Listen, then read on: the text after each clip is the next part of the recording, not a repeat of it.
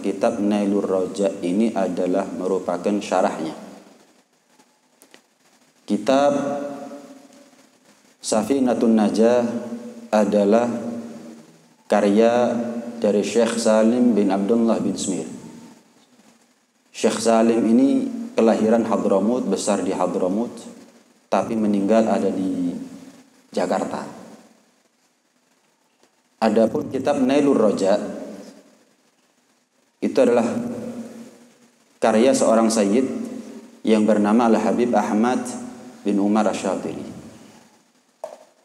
Mudah-mudahan kita mendapatkan keberkahan beliau, dijadikan ilmu kita oleh Allah Subhanahu wa taala ilmu yang manfaat, ilmu yang barokah, zahir maupun batin, dunia hingga kelak di akhirat.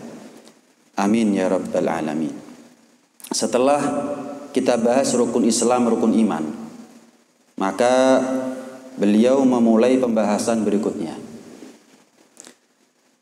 Qala al-musannif rahimahullah wa nafa'ana bihi wa bi'ulumihi fid dharain amin radhiyallahu ankum. Faslun wa ma'na la ilaha illallah la ma'buda bihaqqin fil wujud illallah.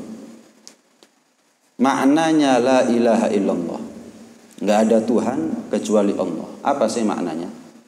Tidak ada sesembahan yang benar. Sesembahan boleh banyak. Ada yang nyembah matahari, ada yang nyembah patung, ada yang nyembah selain Allah. Tapi tidak ada sesembahan yang hak, tidak ada sesembahan yang benar fil wujud, di alam semesta ini, illallah, kecuali Allah. Rasulullah sallallahu alaihi wasallam pernah memberikan perintah, pesan kepada kita semuanya. Beliau mengatakan dalam dawuhnya, jaddidu imanakum. Umatku, sahabatku semuanya, perbaharui, diupdate lagi imannya kalian semuanya. Bingung sahabat, gimana caranya ngupdate iman ini? Wa kaifa nujaddidu imanana ya Rasulullah? Ya Rasulullah, gimana caranya kami ini bisa mengupdate, merefresh, menyegarkan kembali dan memperbaharui lagi imannya kami? Maka beliau mengatakan bigauli la ilaha illallah, dengan ucapan la ilaha illallah. Kita sama-sama tahu, kita sama-sama sadar bahwa tidak ada nikmat yang paling mahal yang Allah berikan kepada kita kecuali nikmat iman. Jelas itu sudah. Kita punya semuanya tapi nggak punya iman, berarti kita nggak punya apa-apa. Kita punya iman tapi nggak punya apa-apa, maka kita punya segalanya. Sehat, rezeki lancar, suami atau istrinya cakep atau cantik, kaya raya, anak banyak, jabatan tinggi, populer, tapi nggak iman, ya nggak punya apa-apa itu namanya. Sakit, rezeki macet, kepingin kawin nggak kawin-kawin, kepingin punya keturunan belum dijabah oleh Allah Subhanahu wa taala. Tapi dia punya iman, dia punya semuanya. Kenapa? Karena tolak ukur surga itu bukan karena kayanya seseorang, bukan karena sehatnya seseorang. Orang itu dipantaskan oleh Allah untuk masuk surga bukan karena dia kawin, dia punya keturunan dan lain sebagainya. Enggak. Ukuran seseorang itu pantas masuk surga, ya tentunya dikarenakan iman. Mereka lah yang disebutkan oleh Allah Subhanahu wa taala dalam Al-Qur'an, ulaika hum khairul bariyah, sebaik-baiknya manusia, iman dan beramal soleh. Jazaohum 'inda rabbihim jannatu adnin tajri min tahtihal anhar khalidina fiha abada. Balasan dari Allah untuk mereka yang beriman, yang beramal soleh, itu adalah surga yang bertingkat-tingkat, yang di dalamnya mengalir sungai yang indah, kekal abadi selama-lamanya. Tolak ukur seseorang itu masuk surga karena iman. Nah, Kalau kita tahu bahwa iman ini nikmat yang paling mahal yang Allah berikan kepada kita, maka jangan sampai hilang nih nikmat. Jangan sampai usang ini nikmat. Jangan sampai lapuk ini nikmat. Jangan sampai rusak. Kalau kita punya kendaraan, kita update. Kalau sudah dibeli yang baru, dijaga. Pasang CCTV, pagarnya tinggi, panggil security, kasih alarm. Ya nggak apa-apa, tapi kita perlu tanya sama diri kita masing-masing. Untuk imannya kita apa antisipasinya kita? Apakah mobil itu lebih mahal daripada iman? Oh, yang punya mobil masuk surga, yang nggak punya mobil masuk neraka. Enggak. Wajar orang punya kendaraan dijaga, dirawat, selalu ingin yang terbaik, yang terbaru, wajar. Lah imannya kita gimana? Kita biarkan usang begitu aja, lapuk begitu aja. Padahal itulah fasilitasnya kita, sarananya kita, medianya kita untuk meraih surganya Allah Subhanahu wa taala. Kalau kendaraan kita jaga lebih pantas, iman yang kita jaga. Kalau kendaraan selalu kita ingin yang paling update, ya lebih pantas iman yang kita update. Karenanya selalulah kita lazimi kalimat la ilaha illallah. Enteng. Cuman manusia dikasih amal yang enteng, dientengno. Dikasih amal yang berat, diabot-aboti. Abot bib, tahajud berat bib. Enteng mana sama la ilaha illallah? La ilaha illallah tapi gak kelakon. La tahajud wala la ilaha illallah sudah. Amal yang berat jadi alasan, amal yang enteng dientengno. Terus kita ini modalnya masuk surga apa kalau begitu? Mau gratis nih masuk surga? Gratis sebetulnya, adalah cuma la ilaha illallah. Karena itu perbaharui terus, diupdate terus, direfresh terus. Yang namanya la ilaha illallah. Diceritakan ada seorang cucu Nabi sallallahu alaihi wasallam. Namanya adalah Al-Imam Ali Ar-Ridha. Al-Imam Ali Ar-Ridha ini adalah putra daripada Sayyidina Musa Al-Kadhim. Sayyidina Musa Al-Kadhim adalah merupakan putra daripada Ja'far As-Shadiq. Ja'far As-Shadiq adalah putra daripada Al-Imam Muhammad Al-Baqir. Al-Imam Muhammad Al-Baqir adalah putra daripada Sayyidina Ali Zainal Abidin. Ali Zainal Abidin adalah putra daripada Sayyidina Husain. Sayyidina Husain adalah putra Sayyidina Ali, sekaligus putra Siti Fatimah, dan Fatimah adalah putri tercinta Rasulullah sallallahu alaihi wasallam. Sayyidina Ali Ar-Ridha ini seorang ulama masyhur, walaupun nggak punya Instagram, nggak punya YouTube, nggak punya apa-apa, tapi namanya tersohor sampai ke luar negeri. Padahal nggak pernah kemana-mana.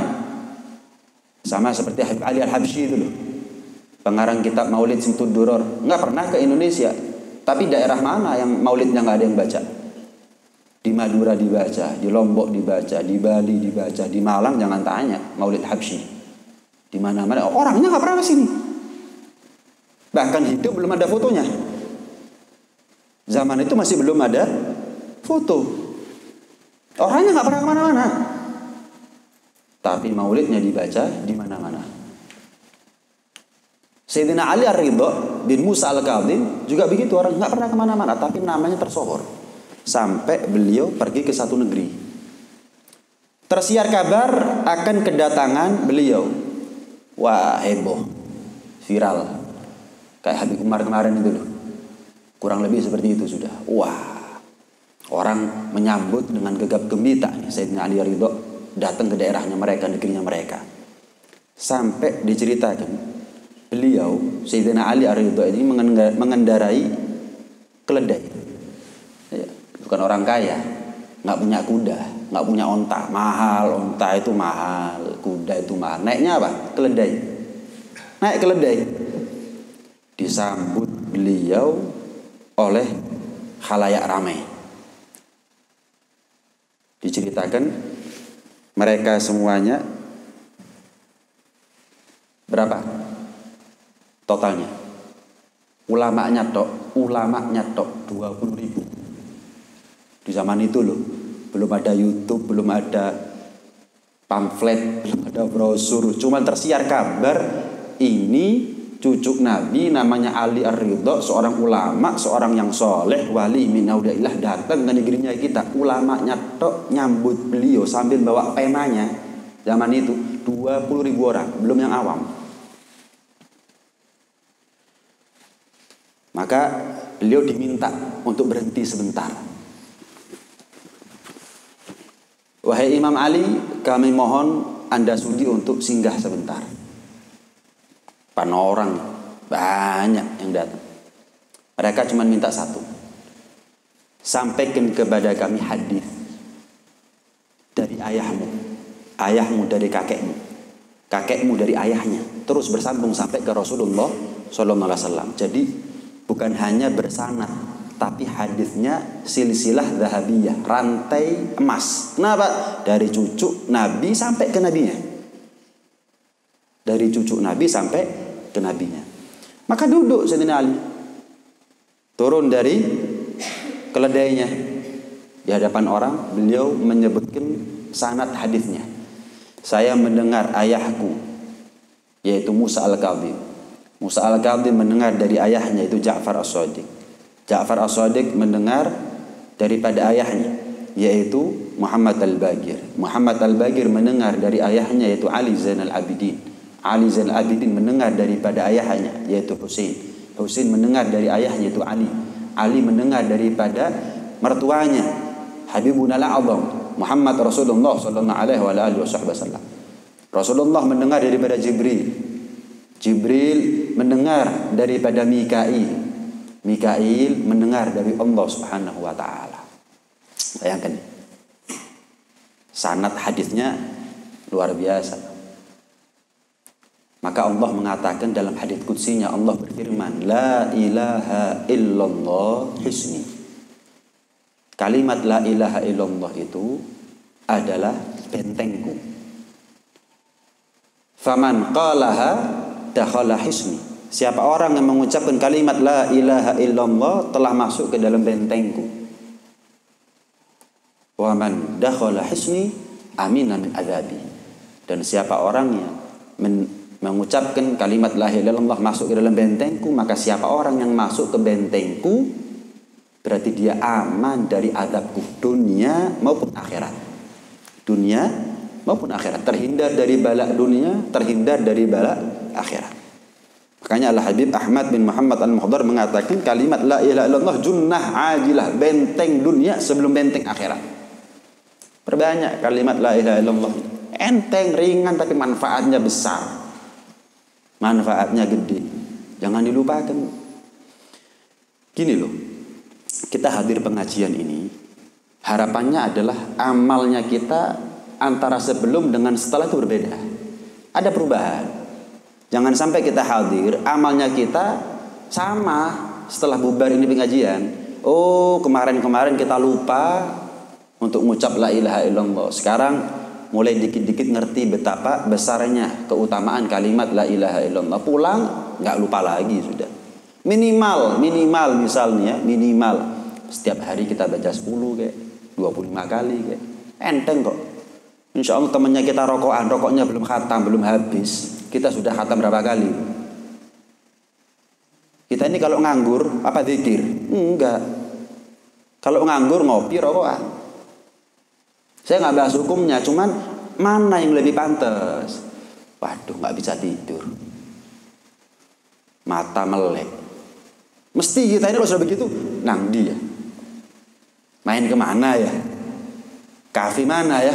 Mesti begitu. Nggak pernah kita ini mata melek, keadaan nganggur, waktu luang, badan seger waras. Oh, zikir aja ada. Berapa kali? La ilaha illallah 10 kali aja. La ilaha illallah, la ilaha illallah, la ilaha illallah, la ilaha. Oh, baca Quran 5 menit. Enggak, kita buang-buang waktu. Orang sekarang bilang killing time, membunuh waktu tapi untuk hal-hal yang nggak manfaat. Kenapa nggak dibunuh itu waktunya dengan zikir kepada Allah Subhanahu wa taala?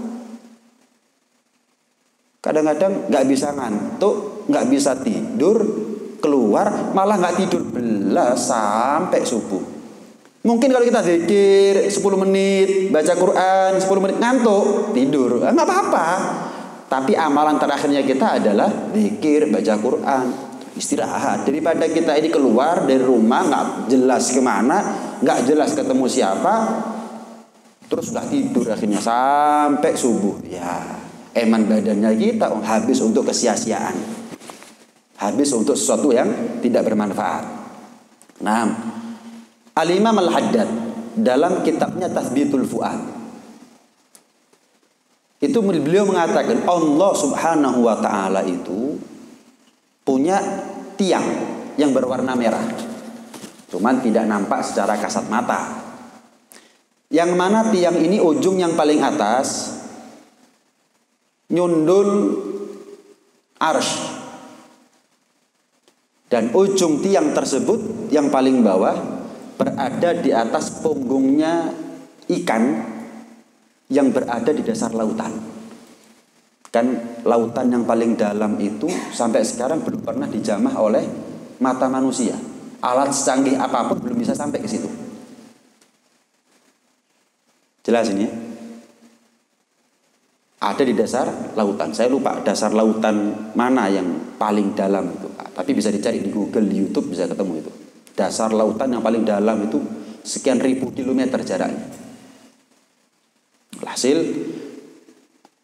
Allah punya tiang berwarna merah. Ujung yang paling atas nyundul arsy, ujung yang paling bawah berada di atas punggungnya ikan yang berada di dasar lautan yang paling gelap. Kalau seorang hamba mengucapkan kalimat la ilaha illallah, maka yang namanya ikan itu goyang. Karena ikannya goyang, tiangnya ikut gerak. Sehingga arsy-nya Allah pun juga berguncang, ikut goyang. Maka Allah tanya kepada malaikat. Tapi Allah tanya bukan karena Allah nggak tahu, tapi biar kita tahu. Kalau Allah tahu nggak tanya, nggak ada ceritanya akhirnya. Mari wis, Allah tanya kepada malaikat biar ada ceritanya. Malaikat, kenapa ini arsy-ku kok goncang, goyang nggak berhenti? Maka malaikat menjawab, ya Rob, ada seorang hambamu yang mengucapkan kalimat tauhid, la ilaha illallah. Itu yang menyebabkan arsy ini goncang. Arsy berhenti, yang tenang. Maka katanya arsy, ya Rob, saya tidak bisa berhenti kecuali dengan kemuliaanmu, dengan keagunganmu. Ampuni dulu yang mengucapkan kalimat la ilaha illallah daripada segala dosa-dosanya. Diampuni oleh Allah, baru tiang arsy itu berhenti bergoyang dan arsy-nya Allah pun juga berhenti berguncang. Ya Allah, fulan mengucapkan kalimat la ilaha illallah. Arsy yang tenang, nggak bisa ya Allah, kecuali engkau ampuni dulu fulan. Kebutuhan, iya, kebutuhan. Kita pernah lupa makan? Nggak pernah. Sedina ping telu, kalaupun lali kodok kita. Tapi kalau kita lupa la ilaha illallah, mungkin sudah berbulan-bulan kita ini nggak ucap la ilaha illallah. Kapan ingat sampai dikodok? Enggak. Kalau lupa makan, kodok kita.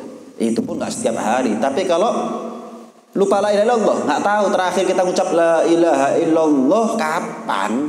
Ayo coba diingat-ingat kapan kita akhir kita ngomong la ilaha illallah, ngucap la ilaha illallah. Padahal itu kebutuhan mutlak. Ngaku akeh dosa tapi lali ngucap la ilaha illallah.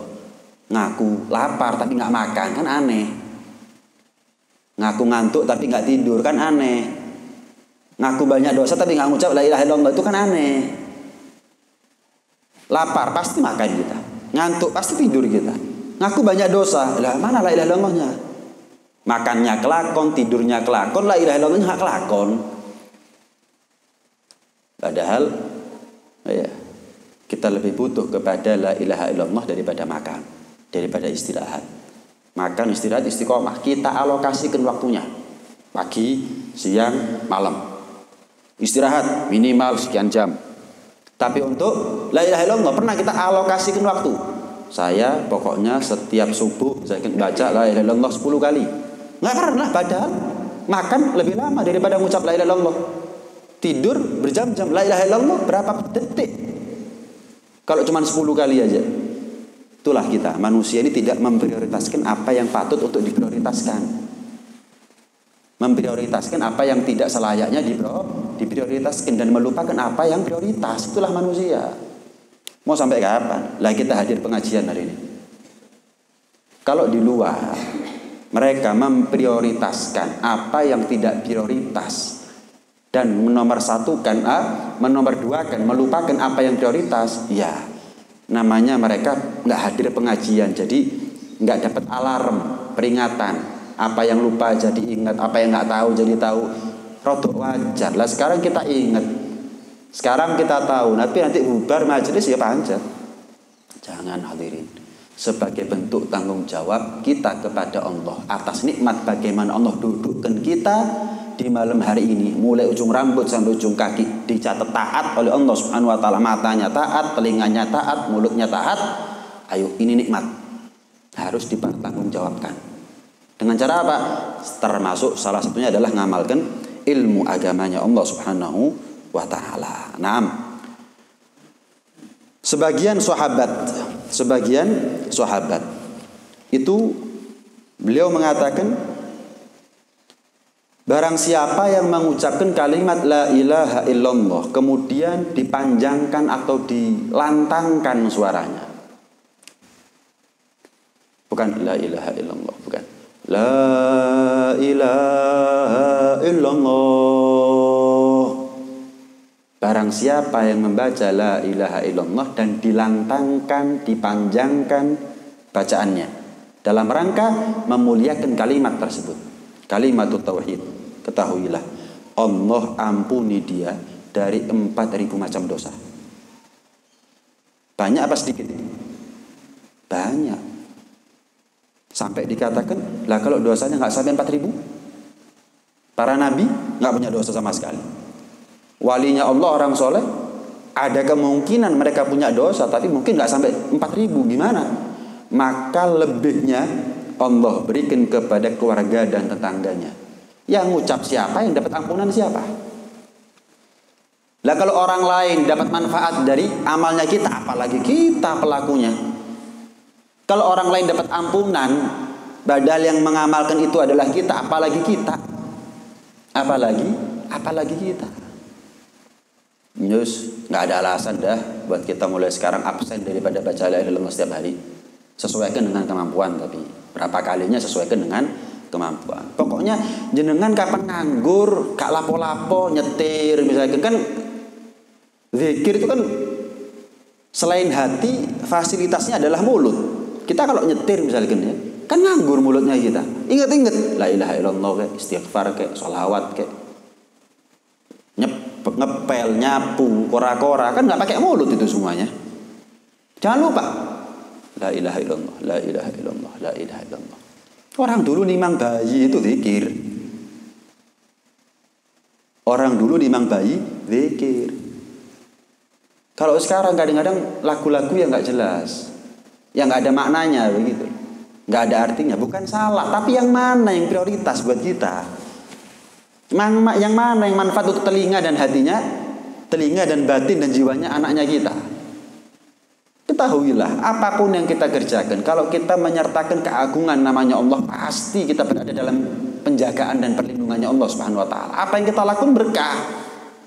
Cuman memang berkah itu nggak nampak hadirin. Sebagai ujian dari Allah Subhanahu wa taala, saya yakin apa sih kita ini? Seiman apa sih kita ini terhadap jaminan-jaminannya Allah Subhanahu wa taala? Manfaat, berkah mana? Memang ujian dari Allah. Kita duduk sekarang pahala. Mana pahalanya? Loh, kalau kelihatan pahalanya sekarang, mau dibesarkan ini masjid pasti nggak cukup. Kalau kelihatan nilai pahalanya kita duduk sekarang, kalau kelihatan, ya nggak ada ujian bagi orang yang beriman. Kenapa? Lihat, menyaksikan. Justru kita iman kepada sesuatu yang tidak disaksikan oleh mata. Itulah nilainya iman. Itulah nilainya iman. Kata ulama, kalau seandainya pengajian ini ditampakkan pahalanya oleh Allah, yang punya pasar ninggalkan pasarnya, yang punya toko bedak ninggalkan toko bedaknya, yang punya konter ninggalkan konternya, yang punya pabrik ninggalkan pabriknya, semuanya datang ke sini. Bahkan dikatakan orang datang kalau perlu bawa pedang, siap perang, rebutan panggon jero masjid. Untuk apa? Hadir pengajian. Tambah kacau dunia. Kalau seandainya pahala itu diperlihatkan oleh Allah Subhanahu wa taala. Memang sengaja Allah rahasiakan, tidak ditampakkan oleh Allah dengan mata kepala. Apa ujian? Yang kedua, biar aturan dunia ini tetap berjalan.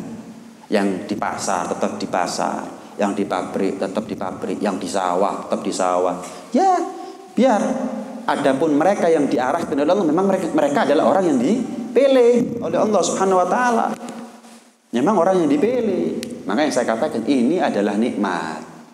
Maka bertanggung jawablah atas nikmat yang sudah Allah amanatkan kepada kita. Sudah syukur-syukur kita ini dipilih oleh Allah Subhanahu wa taala, duduk di tempat yang paling mulia di muka bumi dan mendengarkan satu nasihat ya dari para ulama yang telah mengorbankan sebagian besar waktu dan umurnya mereka untuk ngarang kitab ini sebagai peninggalan dan warisan untuk kita. Begitu juga dengan Rasulullah SAW. Maka sudah Allah pilih, jangan ditepis kehendak baiknya Allah Subhanahu wa taala kepada kita. Dalam hadis yang lain Rasulullah SAW juga mengatakan, man qala la ilaha illallah mukhlishan dakhalal jannah. Barang siapa yang mengucap la ilaha illallah dalam keadaan ikhlas, tulus, nggak ada tendensi, maka masuk surga. Barang siapa yang mengucapkan kalimat la ilaha illallah dakhalal jannah. Siapa orang yang mengucap la ilaha illallah ikhlas, masuk surga. Sahabat tanya, apa tandanya orang itu mengucap la ilaha illallah dengan ikhlas? Ketika ucapan itu membuatnya dia jauh dari maksiatnya Allah Subhanahu wa taala. Mengucap la ilaha illallah, nggak ada Tuhan kecuali Allah. Tapi kadang orang zaman sekarang manutnya sama bos. Kepengin kerja ambek aku ojo salat, gak salat hadirin. Padahal kalau ditanya la ilaha illallah, kalau ditanya asyhadu an la ilaha illallah, ini dusta. Kepengin naik jabatan, naik gajinya, lepas jilbabnya, dilepas hadirin. Pesantren, kadang kan ada qori, yang melantunkan ayat-ayat suci Al-Quran. Apalagi kalau sudah perempuan, terus suaranya enak, ayu pisan, wes dilirik oleh produser rekaman. Didatangi orang tuanya, Bu, anak jenengan ini, Pak, putri jenengan ini prospek masa depannya di Jakarta. Kalau di sini, di kampung, di desa, mau jadi apa? Itu namanya produser. Delok arek wedok delok duwe iki. Kudu ngregani putrinya jenengan, delok arek delok duwe iki. Ini bisa jadi lumbung rupiah ini. Dibujuk, dirayu orang tuanya, udah ikut saya aja ya. Saya ini produser rekaman. Tahu enggak artis namanya Fulana? Itu didikan saya, itu dari orbitan saya. Wah, gimana orang tuanya? Dicul apa enggak kalau zaman sekarang? Dicul nggih pun mandek nyantri, diceplok jilbabe, berangkat ke Jakarta, suruh megal-megal depan orang. Orang tuanya ridho. Mereka kalau ditanya la ilaha illallah katanya. Mereka kalau ditanya asyhadu an la ilaha illallah katanya. Inilah yang dikatakan la ilaha illallah dusta. Yang dia nomor satukan adalah dunia. Yang dia nomor satukan adalah popularitas, kekayaan, atau atasan. Iya. Suruh pakai pakaian Natal, mau. Padahal katanya la ilaha illallah. Kenapa kok mau? Wah, kalau nggak mau dipecat. Loh, lah kamu nggak takut dipecat sama Allah? Loh, kalau saya dipecat sama atasan, makan apa saya? Mulai kapan bosmu jadi Tuhan? Ngatur makannya kamu. Dia sendiri nggak bisa ngatur makan apa kok. Pabriknya sekarang kobongan, melarat dadak itu bos. Jangankan ngasih gaji pesangon, ngasih gaji pokoknya kamu nggak bisa dia. Kalau sudah pabriknya kobong, itu yang kamu andalkan. Kamu senden sama makhluk seperti itu. Senden itu kepada Allah. Qul wallahu ahad, Allahus samad. Apa as-samad? Zat yang maha layak untuk kita jadikan sandaran. Senden sama Allah itu nggak bakal goyang Allah, nggak bakal kerepotan Allah, nggak bakal marah Allah. Kayanya Allah ngasih kepada kita nggak kurang kayanya Allah. Begitu seharusnya. Ini baru dikatakan la ilaha illallahnya ikhlas, tulus, memang betul-betul teko hati dia mengucap la ilaha illallah, bukan hanya zikir. Iya. Nah, terakhir untuk pembahasan kitab yang pertama, dalam sebagian athar dikatakan la tazalu la ilaha illallah, senantiasa kalimat la ilaha illallah tadfa'an ghairiha, selalu menjadi pelindung bagi yang mengucapkannya. Selalu namanya la ilaha illallah itu menjadi pelindung bagi yang mengucapkannya. Malam yu'thiru safgata dunyahum ala dinihim, selagi mereka tidak menomorsatukan dunianya daripada agamanya, siap berkorban agamanya, yang penting dapat dunianya, maka kalimat la ilaha illallah itu adalah sia-sia, nggak ada manfaatnya. Itu adalah kalimat pendusta. Itu adalah hanya pengakuan saja, tapi tidak diakui oleh Allah Subhanahu wa taala. Fa idza fa'alu dzalik wa galuha, kalau mereka menomorsatukan dunia daripada agama, bahkan siap mengorbankan agama untuk dunianya, seperti suki, sholat gak sholat keri. Gimana? Terus dia mengucapkan la ilaha illallah. Allah jawab kadzabtum lasta biha, kadzabtum lastum biha shadiqin. Goro kata Allah. Bohong kamu. La ilaha illallah tapi kok menomorsatukan dunia bukannya Allah. Bohong kamu, dusta kamu. Kamu enggak jujur. Kamu enggak ikhlas dengan kalimat la ilaha illallahnya kamu. Ya, karena itu ada la ilaha illallah lisan, ada la ilaha illallah batin, ada la ilaha illallah anggota badan. Semuanya itu harus sinkron. Lisan la ilaha illallah, dari hati betul-betul ikhlas. Kemudian anggota badan mengimplementasikan daripada kalimat la ilaha illallah, mewujud nyatakan perbuatannya kita daripada pengakuannya kita la ilaha illallah. Baik, lanjut ke kitab yang kedua. Al-Imam Ghazali radhiyallahu ta'ala anhu wa ardhah. Beliau dalam kitabnya Ayyuhal Walad, beliau mengatakan wa inna mar'an dhahabat sa'atun min umrihi fi ghairi ma khuliqalah la jadirun an tatula alaihi hasratu. Seseorang yang berlalu waktunya dari umurnya untuk sesuatu yang tidak manfaat, berlalu umurnya untuk sesuatu yang dia diciptakan bukan untuk itu. Misal, masa kita diciptakan oleh Allah untuk main-main, untuk lupa, untuk lalai, kan enggak. Tapi kok ada manusia berlalu umurnya untuk sesuatu yang dia tidak diciptakan untuk itu. Habis umurnya untuk main, habis umurnya untuk lupa, habis umurnya untuk lalai, walaupun gak dosa. Tapi yang jelas dia diciptakan bukan untuk itu. Wa ma umiru illa liya'budullah. Kita diciptakan untuk ibadah. Wa ma khalaqul jinna wal insa illa liya'budun. Ibadah, bukan untuk main. Boleh, tapi jangan sampai berlebihan. Habis umurnya kita hanya untuk itu. Habis umurnya kita untuk itu. Misal umurnya habis untuk tidur, PS, futsal, game, nanti kafe, nanti TV, HP. Dalam 24 jam habis berapa jam ini sudah? Loh, gak dosa, Beb, lo paham. Tapi kita diciptakan apa untuk itu? Enggak. Maaf, kalau binatang itu memang diciptakan makan, minum, tidur, kawin. Makan, minum, tidur, kawin. Itu binatang. Tapi kalau kita manusia, enggak. Kita diciptakan untuk ibadah. Yang tidak binatang diciptakan untuk ibadah oleh Allah Subhanahu wa taala. Barang siapa yang berlalu umurnya untuk sesuatu yang dia tidak diciptakan untuk itu sebetulnya, untuk hal yang sia-sia, percuma, maka sangatlah pantas menjadi panjang dan mendalam penyesalannya dia. Sangatlah pantas dia untuk merasakan penyesalan yang panjang, yang mendalam. Hadirin, sekalipun orang itu masuk surga, masih ada resiko dia menyesal. Jangankan masuk neraka, bukan hanya penduduk neraka yang menyesal, jelas. Kalau penduduk neraka nyesal, jelas. Masuk surga nyesal. Kenapa? Illa sa'atun marrat lam yadhkurullaha fiha. Tidaklah, kata Nabi, penduduk surga ketika masuk surga merasakan penyesalan kecuali atas waktu, umur, walaupun sesaat, walaupun sebentar yang berlalu, tapi dia di waktu itu tidak berzikir kepada Allah Subhanahu wa taala. Enggak zikir, walaupun enggak maksiat. Tapi enggak zikir, nyesel.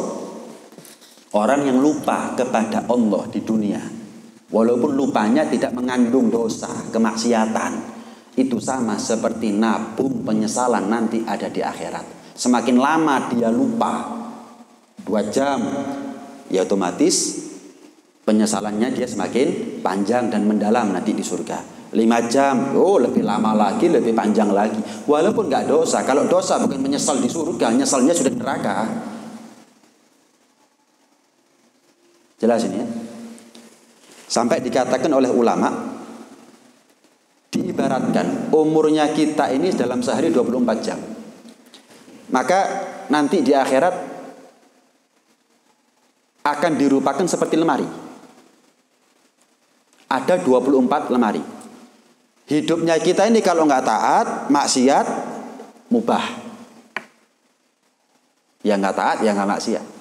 Kalau kita taat di waktu itu, kita buka lemari penuh dengan cahaya. Seneng kita. Tapi kalau kita maksiat, kita buka lemari, maka isinya bukan cahaya. Butuh-butuhnya kita sama cahaya, isinya adalah kegelapan. Sampai kata ulama, shock, kaget dia. Butuh sama penerang cahaya, yang dia temukan adalah kegelapan. Saking kagetnya, kata ulama, seandainya kaget itu dia rasakan ada di dunia spot jantung, dia mati. Tapi karena di akhirat nggak ada mati lagi, sudah. Ya sudah. Itu adalah penyesalan yang dia rasakan untuk selama-lamanya. Itu adalah penyesalan yang dia rasakan untuk selama-lamanya. Kaget, coba ada mati 2 kali, mati lagi dia. Tapi kan di akhirat nggak ada mati, ya wis. PN wis, alawasi wis, nyesel itu. Tapi kalau dia dalam keadaan habis umurnya untuk perkara yang mubah, main-main, lupa, lalai dari Allah Subhanahu wa taala, dibuka kosong. Nggak ada cahaya, nggak ada kegelapan. Iya. Karena itu selain iman, kita sadar umur ini nikmat yang paling mahal yang Allah berikan kepada kita. Al-waqt nafis, fala tasrifuhu illa li nafis. Umur ini berharga, maka jangan sampai habis untuk sesuatu yang tidak berharga. Kata Sayyidina Hasan al-Basri, aku ini nututi orang, sekelompok kaum yang mereka lebih menghargai waktunya daripada kalian menghargai uangnya. Wah, kalau kita urusan uang, mikir, metu butuh balik, lebih badi, untung. Sampai segitunya kita, kalau urusan uang. Tapi urusan umur, habis untuk main-main, bahkan untuk maksiat.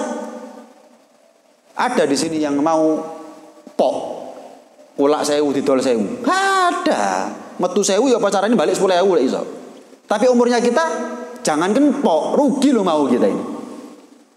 Padahal yang mana yang lebih berharga, yang lebih mahal? Umur apa rupiah? Umur. Cuman kita nggak konsekuensi terhadap apa yang kita akui. Umur apa rupiah yang mahal? Umur. Tapi keluar tetap yang kita regani adalah rupiah, bukan umurnya kita. Bukan umurnya kita. Al-waqt nafis fala tasrifu illa li nafis. Umur ini mahal, nggak keluar kecuali untuk yang mahal-mahal. Siapa orang yang memanfaatkan umurnya untuk